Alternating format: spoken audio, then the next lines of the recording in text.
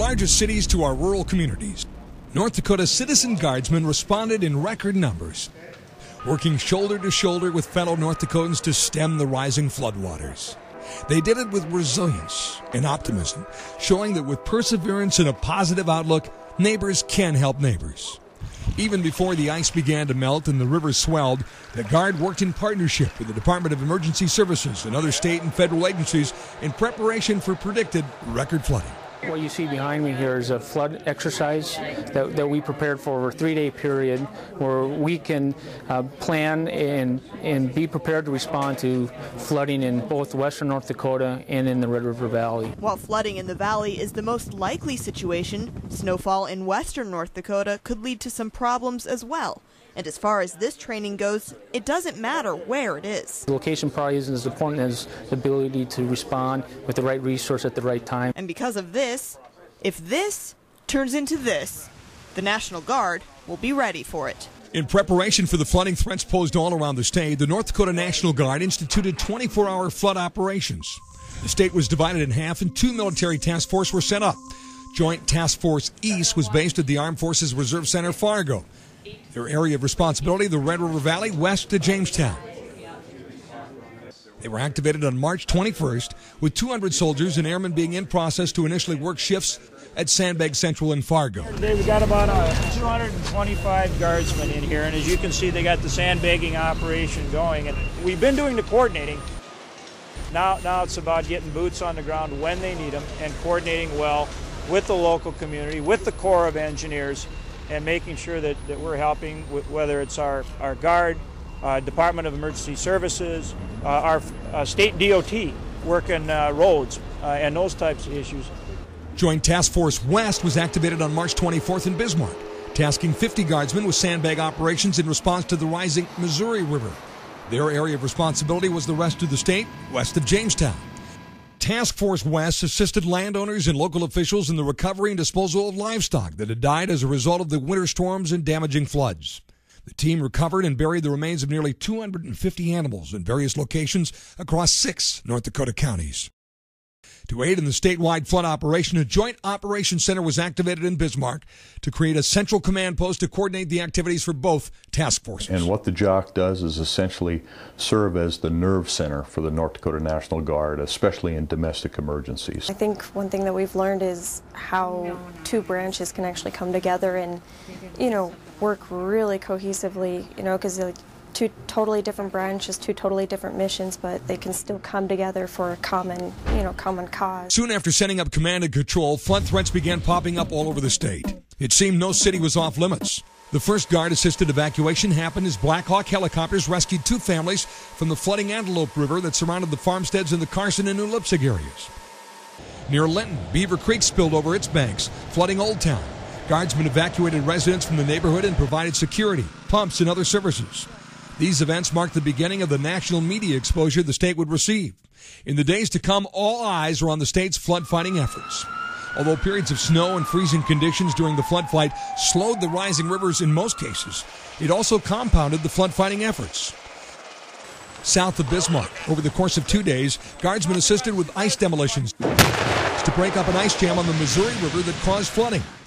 The group prepared the area for detonation, drilling holes in the ice, and placed C4 explosives below the water.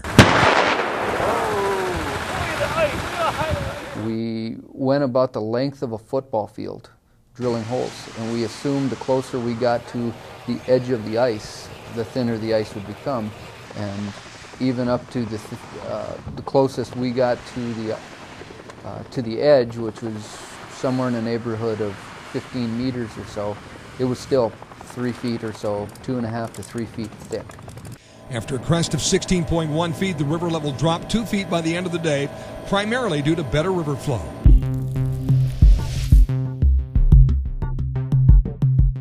"240 holes drilled in the ice, 300 pounds of C4 explosive, and 4,800 feet of detonation cord used.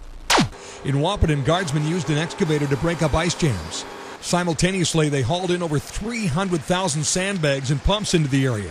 Additionally, the task force positioned dump trucks in the city to be ready to assist at a moment's notice. The Red River in Wahpeton crested at 17.5 feet with no major flooding. In Fargo, after only a few days, the number of Guardsmen in Joint Task Force East grew to more than 1,300 members who assisted in filling and placing sandbags around the community. They also constructed dikes and set up HESCO barriers in strategic areas. HESCO was invented over 15 years ago, and with the intentions for erosion control.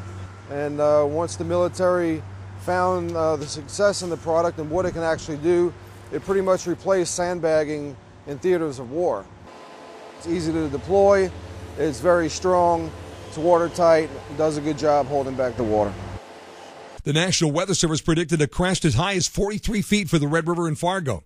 It crested at 40.82 feet with a second crest projected that fortunately did not occur. As the water rose, so did the rising commitment of soldiers and airmen throughout the state. The Guard was now fully engaged in flood fighting operations, responding where and when needed.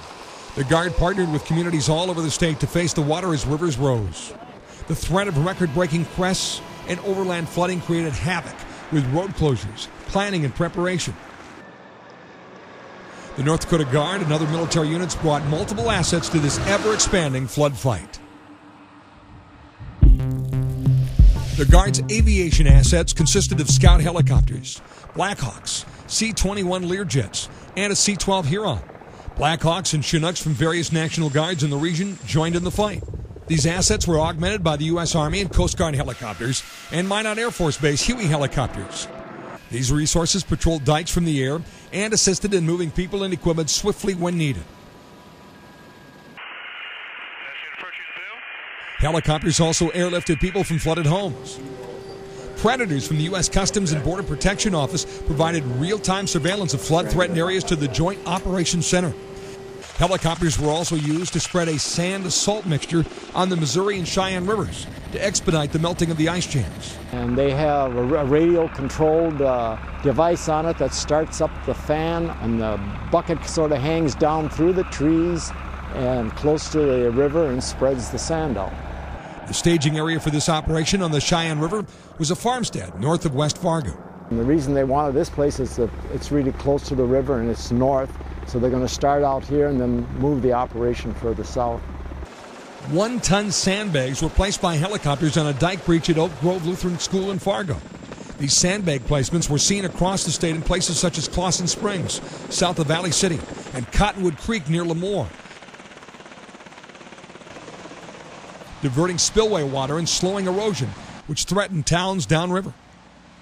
Feed bags were used and filled with sand. The pilot hovered, lowering and carefully releasing them to reinforce and repair dikes.